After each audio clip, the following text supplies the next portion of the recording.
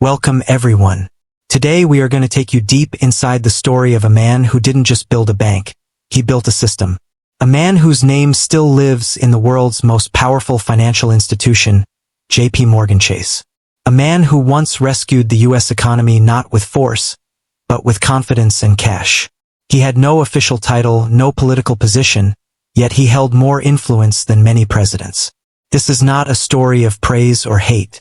This is a story of truth, of legacy, of money, of control of one man, J.P. Morgan. This story will also help you improve your English listening practice because it is told in clear, simple English with emotion and power. Stay with us until the end, because what you are about to hear is not just history. It is the story of how the modern world was shaped by the decisions of one man. Let's begin with part 1, starting from the very beginning, when J.P. Morgan opened his eyes for the first time. Part 1, The Boy Who Hated Weakness. John Pierpont Morgan was born in Hartford, Connecticut, in the United States. He entered a world of privilege. His father was already an influential international banker. But the boy who would one day control America's money was not physically strong. From birth, he suffered from chronic illnesses. He experienced seizures. He had a skin disease that made his nose red and swollen. He couldn't run, couldn't play freely, and was often sick, frustrated, and isolated.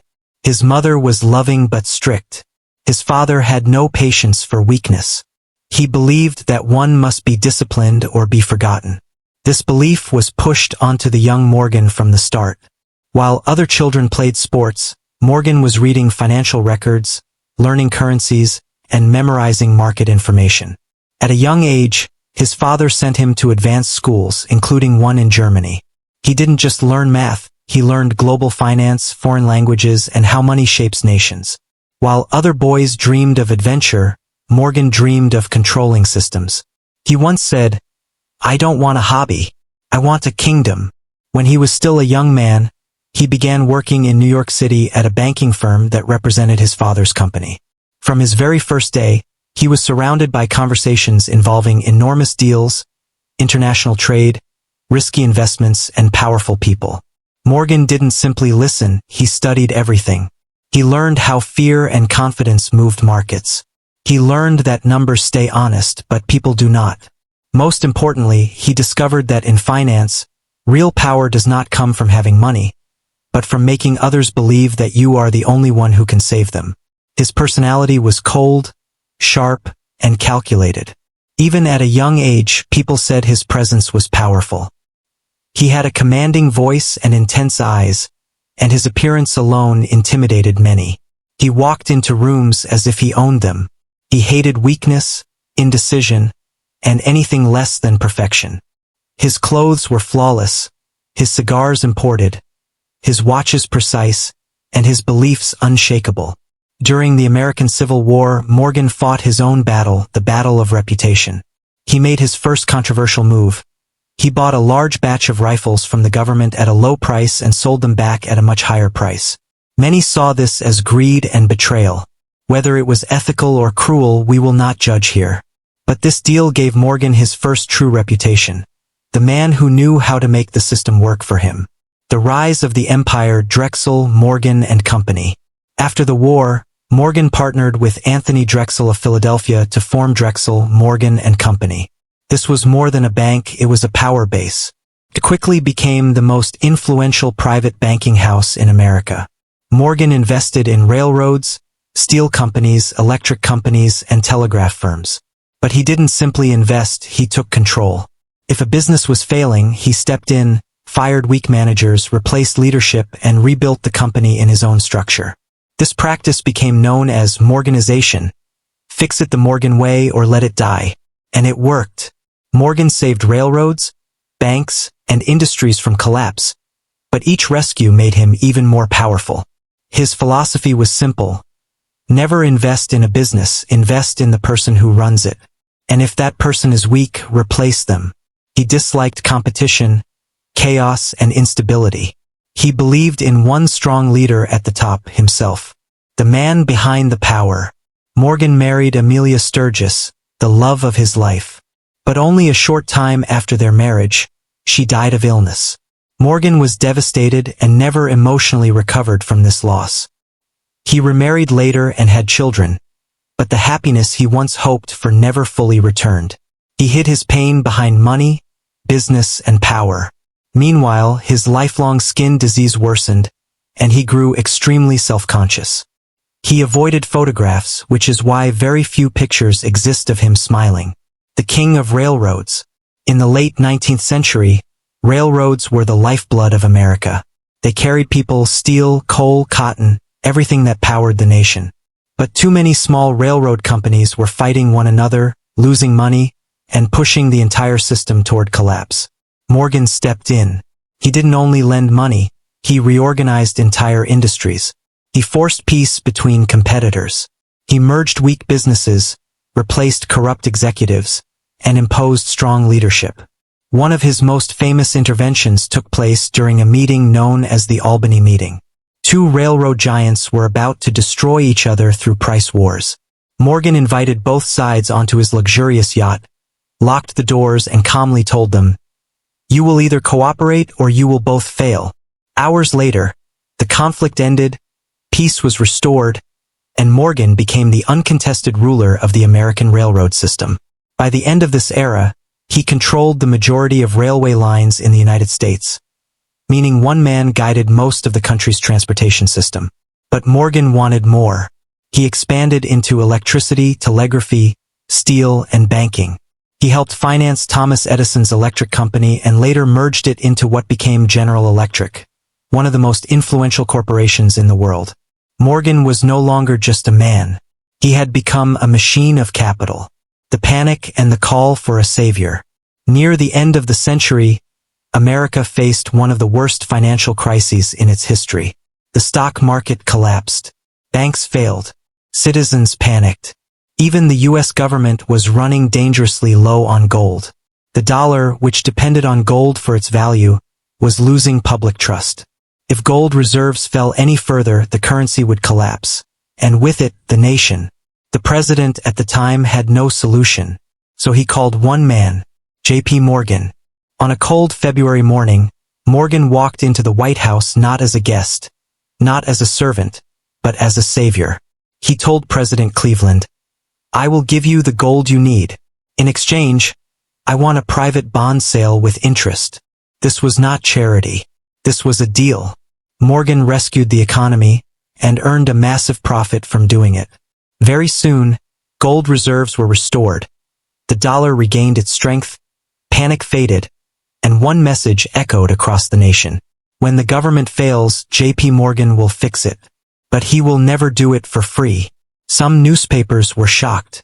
Some politicians were furious. How could one private man hold more power than the United States government? But others whispered, "Thank God Morgan exists." After that moment, J.P. Morgan's name turned into legend. But legends attract fear. People began to ask, is this man too powerful? Can he control our lives? Who voted for him? Can a private banker become more powerful than a president? Morgan didn't care. He never answered critics. He only focused on the next move. Behind all this power, Morgan lived like royalty. His art collection filled entire rooms. His home on Madison Avenue looked like a museum. He had private clubs, private trains, private yachts. He smoked cigar after cigar every day. He spoke only to people he considered important, and if anyone wasted his time, he simply stood up and left. He hated reporters. He hated cameras. He once threatened a journalist with his cane for taking a photo without permission. His rosacea worsened and he grew increasingly sensitive about his appearance. Morgan didn't want fame, he wanted order. He lived by a few unbreakable rules. A man I do not trust cannot receive money from me, no matter what he offers. He trusted people, not documents. I owe the public nothing. He cared nothing for public opinion. Credit is only a matter of confidence. He believed fear destroys economies and confidence builds them. To him, money was not arithmetic. It was power, respect, and control. By the end of the century, Morgan had done almost everything. Controlled railroads, rescued the government, brought order to electric companies, silenced critics. Part 2. the birth of U.S. Steel and the most powerful man in America. The turn of the century was the age of steel. Steel built skyscrapers, bridges, railroads, ships, weapons, and factories. Steel meant power. Steel meant progress. Steel meant the future. Whoever controlled steel controlled the backbone of America.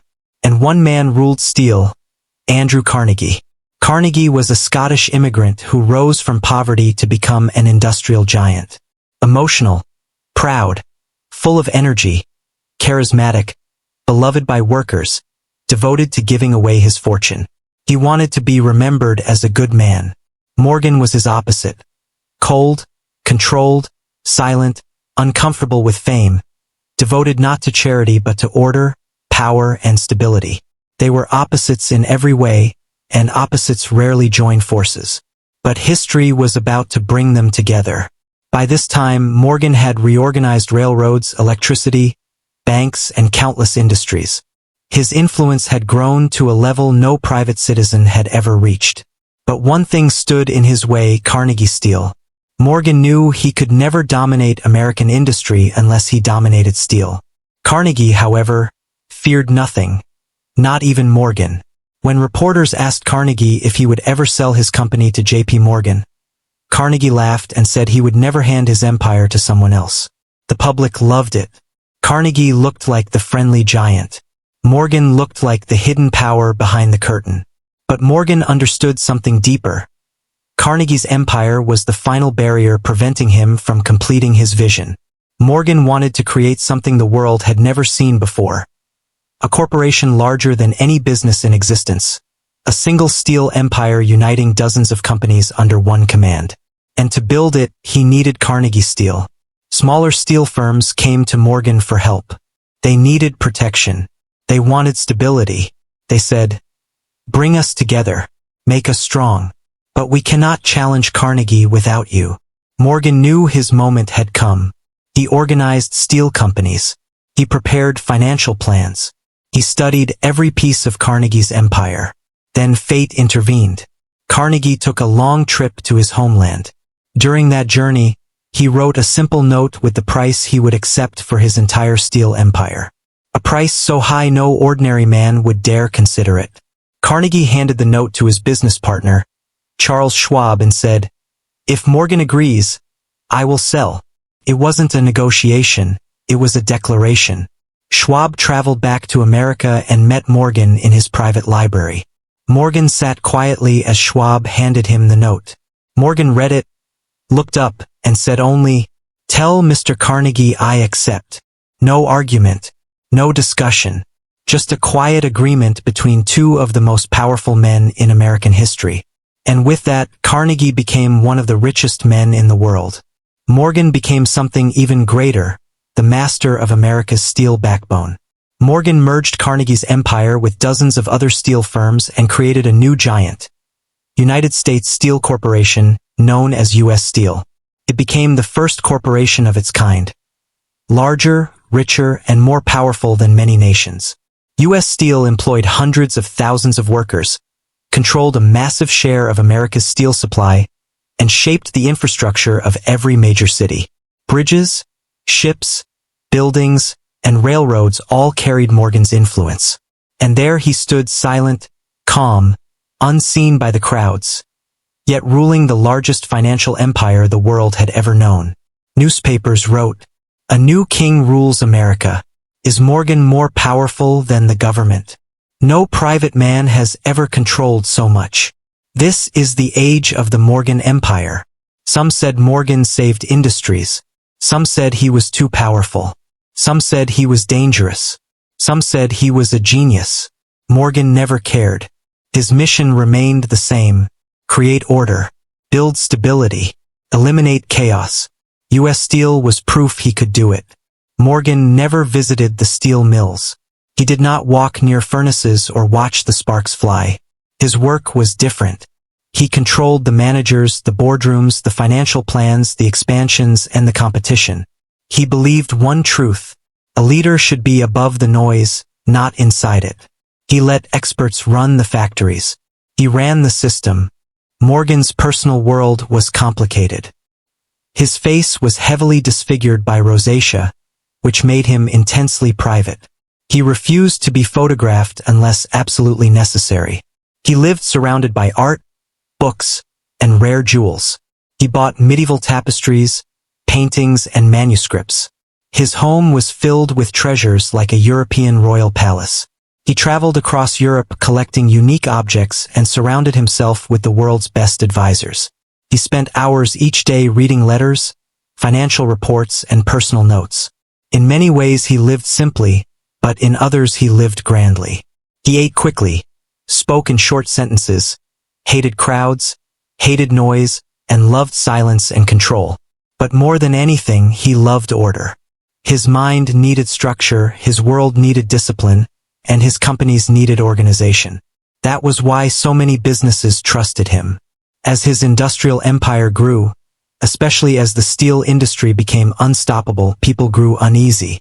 Reporters accused Morgan of controlling railroads, electricity, steel, banking, even the government itself. This fear gave rise to a new phrase, the money trust. Many believed he held too much influence. Politicians wondered, could one banker control the entire American economy? Was it safe? Should the government intervene? Was this still capitalism or something closer to monarchy? Morgan remained silent. He never answered critics, never gave interviews, never explained himself. He believed that a man who is right does not need to shout. But a political storm was forming, and soon he would face another crisis, one even greater than the financial panic of the previous decade. It would push him back to the center of American history. It would remind the country that when the economy collapses, someone must step forward. And to many, that someone was still J.P. Morgan. He was not a king, not a president, not elected by anyone. Yet people whispered that nothing happened in America unless Morgan allowed it. Whether true or not, that belief created power. But that power was about to be tested. On the surface, the early 20th century looked strong. Industries boomed, people poured money into stocks, banks issued loans freely, railroads expanded, and new millionaires appeared everywhere. But beneath the surface, chaos brewed. Small banks borrowed recklessly. Investors gambled on risky stocks. Fake companies appeared. People chased fast money instead of real value. Eventually, the bubble burst. The stock market crashed. Banks ran out of cash. People rushed to withdraw their savings. Businesses couldn't pay workers. Factories shut down. Fear spread like wildfire. A true panic gripped the country. And there was a problem. America had no central bank. There was no Federal Reserve. So the government looked around and realized the only person with enough power to save the nation was J.P. Morgan. He was elderly now, not young or healthy, but mentally sharper than ever. He was in his private library when the panic began. Bankers, industrialists, government officials, business leaders, they all came begging, "Mr. Morgan, the country needs you." Like a commander returning to the battlefield. Morgan stood up, shut his doors, canceled his meetings, lit a cigar and said, "Bring me the facts."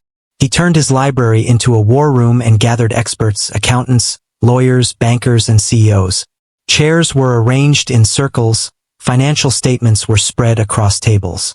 For days without rest, he studied every detail. He identified which banks were weak, which companies were lying, which loans could still be recovered, and which men could be trusted.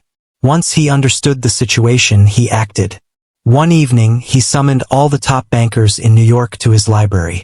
Looking around the room, he told them, "You caused this mess. Now you will help fix it." Some resisted. They didn't want to risk their own banks to save others. Morgan said nothing. Instead, he stood up, walked to the doors, and locked them. No one was leaving until an agreement was reached. Hours passed with arguing, shouting, pleading. Morgan remained silent, calmly reading a book. At midnight, he finally looked up and said, "Gentlemen, you have 10 minutes to sign." And under pressure, they signed. A massive rescue fund was created, enough to stabilize failing banks and restore confidence. The next morning, newspapers declared, "Morgan saves Wall Street." He had analyzed the entire banking system, coordinated top financiers, supplied emergency funds, and prevented an economic collapse, all without any political authority, military power, or speech-making. He acted because no one else could. But this time, the public's reaction was different. They were grateful but also frightened. Why should the fate of the entire nation depend on one man? What if he died? What if he refused next time? Was America truly a modern country if it relied on a private banker? These questions helped create a movement for a national central bank. That movement eventually produced the Federal Reserve, a permanent institution to manage the nation's money, interest rates, and financial stability. In a way, Morgan's power was so great that the government created an entirely new system to replace him. Now began a new chapter, the government versus J.P. Morgan. He had saved the country more than once and brought order to chaos. He had done what government itself could not do.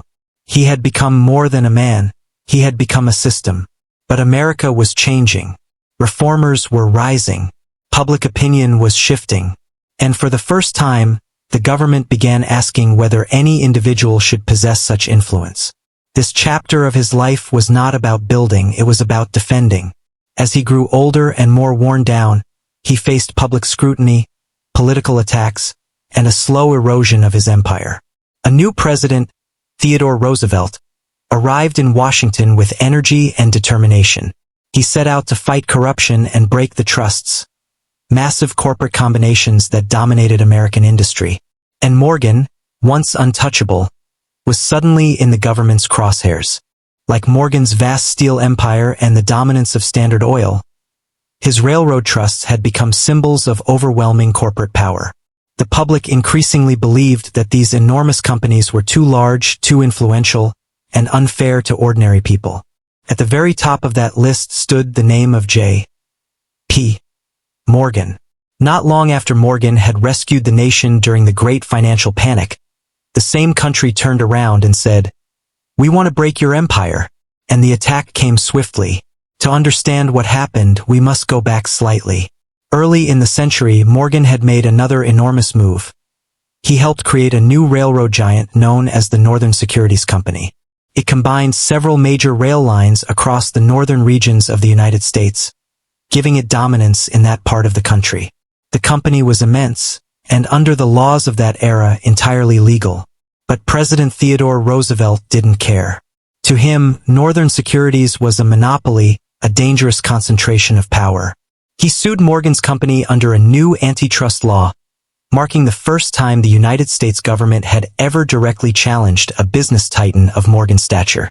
When Morgan heard about the lawsuit, he was stunned. He had always worked with government leaders. He had saved the economy. He believed Washington trusted him. In a private meeting with Roosevelt's representatives, he said something unforgettable. "If we have done anything wrong, send your man to my man and they can fix it up." He meant, business disputes should be handled privately, not publicly. Why, he wondered, was the government trying to humiliate him? But this time the government said, "No, this time it will be public." Morgan couldn't believe it. He had spent his life bringing order to the economy, and now he was being treated like a criminal. The case eventually reached the Supreme Court. For months, lawyers argued whether Northern Securities was truly a monopoly, whether it restricted competition, and whether it harmed the public. The entire nation watched. Wall Street watched. And Morgan watched silently from the shadows. In the end, the court ruled against him. Northern Securities was dismantled. It was a stunning moment. The most powerful man in American business had been defeated, not by markets, not by rivals, but by the law. After that, newspapers changed their tune. They no longer called him a savior. Now they cast him as the shadowy figure behind the curtain, the invisible hand manipulating the country, the king of monopolies. Political cartoons depicted him as a giant octopus with tentacles wrapped around railroads, banks, steel, and even Congress. The same people who once said, "Thank God for J.P. Morgan," now said, "We must protect the country from him." Even after this loss, Morgan continued to expand.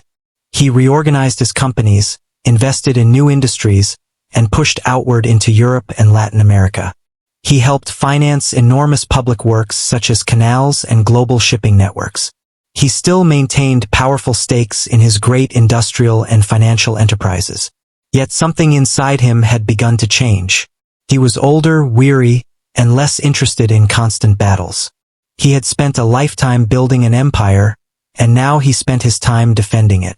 Eventually, Congress launched a sweeping investigation known as the Pujo Committee. Its goal was to uncover the so-called money trust, the idea that Morgan and a small circle of bankers secretly controlled the nation's economy.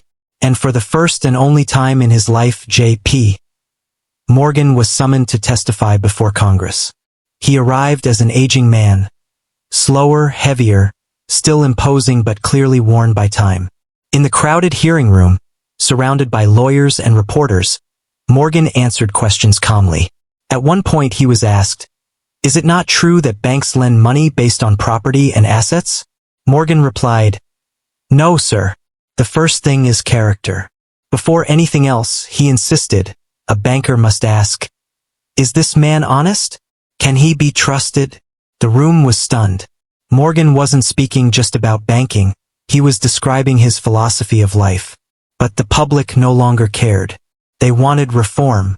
They wanted power shifted away from Wall Street and back to the government. After months of investigation, the committee issued its findings. They declared that Morgan and a handful of bankers held direct influence over dozens of major corporations, representing a vast portion of the American economy. They called it dangerous, undemocratic, and an unacceptable concentration of power.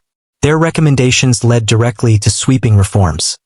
A permanent central bank, stricter financial regulations, and increased government oversight. Morgan didn't fight these changes. He understood they represented a new era. The age of the lone financial emperor was ending. He had lived in a time when one man could shape a nation's economy, but now the public wanted institutions, not individuals. He withdrew into private life, spent more time abroad, and devoted his final days to reading, writing, and reflection. He was not bitter. He was simply finished. The final days of J.P. Morgan. As the end approached, Morgan, once the master of American finance, had become a quiet, aging figure, watching the world move beyond him. He had already built his empire and defended it. Now only contemplation remained. Deep down he knew, "I will die, but the structure I built will endure." He spent his final months in Europe, staying in Rome, Paris, London, and Monte Carlo. Not for luxury, but for peace. After decades of creating railroads, steel empires, banks, and rescue plans that shaped entire countries, he now wandered slowly through art galleries, cathedrals, and museums, absorbing history rather than shaping it. His health declined. His face was marked by rosacea, his eyesight weak, his energy low. Headaches, fatigue, labored breathing, a failing heart. But his mind remained sharp. In Rome, at a grand hotel overlooking ancient streets, he met with diplomats, bankers, and art dealers. But something was different this time. He was quieter, more reflective, almost as if he were saying goodbye without words. He spent long hours alone in his suite, writing letters or simply gazing out the window in silence. One morning, he passed away peacefully in his room. No struggle, no sound. Just the quiet ending of a life that had moved nations. News spread instantly across the world. Headlines declared the death of a giant, the passing of the master of Wall Street, the close of an era. In New York, the stock exchange shut down temporarily in his honor, an honor usually reserved for presidents. Crowds gathered outside the Morgan Library in Manhattan as the nation recognized the end of one of the most influential lives in its history. Silence. Not everyone admired him, but everyone respected him. His body was 41:13, brought back to America. A private funeral was held in New York. 41:18. No grand speeches, no golden tombs, no royal ceremonies, just a quiet farewell. 41:24. From family, close friends, and business leaders. People didn't cry loudly. They 41:31. Just watched in silence as the man who once controlled the world's money was 41:36. lowered into the ground. Many were curious how rich was J.P. Morgan when he, 41:42, died. He had helped create billion-dollar companies. He had controlled, 41:48, railroads, steel, electricity, finance. He had saved the U.S. economy twice. So, 41:56. People expected him to be the richest man in the world. But they were shocked. His personal, 42:03, fortune was around $80 million. That was a huge amount but much less than people. 42:09. Expected less than Rockefeller, less than Carnegie. Why? Because J.P. Morgan never chased. 42:17. Personal wealth. He chased power, order, and legacy. He once said, "Money is only 42:23. A tool. The goal is stability. The reward is trust." Before his death, J.P. 42:30. Morgan had created something more meaningful than any office, the Morgan Library. 42:36. It was not just a library. It was a temple of knowledge and culture. Inside, 42:42, were ancient manuscripts, first editions of the Bible, letters from kings. 42:49, queens and presidents, original works by Mozart, Beethoven, and Michelangelo. 42:55, paintings by Rembrandt, Botticelli, and Raphael, books no one else in the world had. And 43:02, he left it not for his family, but for the public. He opened the Morgan Library. 43:08, as a gift to America. He wanted people to think deeply, read widely, and see. 43:14, beauty. This was J.P. Morgan's way of saying, if you want to understand. 43:19, power, understand history. Today, the Morgan Library and Museum is 43:26, still open in New York, a place where anyone can walk in and touch the past. 43:32, after his death, his banking firm J.P. Morgan and Company continued growing. 43:38, it became one of the most respected institutions in the world. The bank that, 43:44, advised presidents, kings, and governments, a financial engine for World War I. 43:51, place where global finance was coordinated. And in the year 2000 it, 43:56, merged with Chase Manhattan to become J.P. Morgan Chase. 44:02, today, it is the largest bank in the United States with trillions of dollars in assets. The name J.P. Morgan is still 44:11 on buildings, stock tickers, news headlines every single day. He is gone. 44:16. But his signature still signs the economy. J.P. Morgan was not a hero. He, 44:22, was not a villain. He was a system in human form. From his life, the world. 44:27. Learned. 1. The power of trust. He never begged. He never shouted. His 44:34. Power came from confidence in himself and in others. Credit is the trust of 44:39. The people. Lose it and you lose everything. 2. The importance of character. Even 44:47. When he made billion-dollar decisions, he looked at one thing. Is this man? 44:52. Honest. That was his rule. Even more than profit. 44:58. 3. Silence is power. He never gave speeches. He never wanted fame. He, 45:05, worked quietly but his results shouted across the world. 4. Don't just make. 45:11. Money makes structure. Morgan didn't just invest. He rebuilt, reorganized. 45:17. Stabilized. He fixed broken systems. He created order in chaos. 5. Never. 45:25. Panic in a panic. During financial disasters, he remained calm while others, 45:30, screamed. And because of that calmness, the entire country followed him. J.P. 45:37. Morgan never wrote an autobiography. He never told the world what he felt inside. But those who knew him closely, 45:44, said he didn't love money. He loved systems. He didn't chase luxury. He, 45:51, chased order. He didn't want to be famous. He wanted to build something that would last beyond him. And he did. 45:58. He built companies, laws, trust, ideas, and a financial network that still runs. 46:05. The world today. Now the journey is complete. From a sick boy in Connecticut. 46:11. To a global financial giant, from building railroads to saving the U.S. 46:16. Economy, from court battles to creating institutions still alive today. From a 46:23. Man feared by presidents to a name that stands for stability. 46:28. This was not a story of good or evil. It was a story of impact. And even now, 46:34. Over 100 years later, the world still runs on systems that J.P. Morgan built. 46:42. Thank you for watching.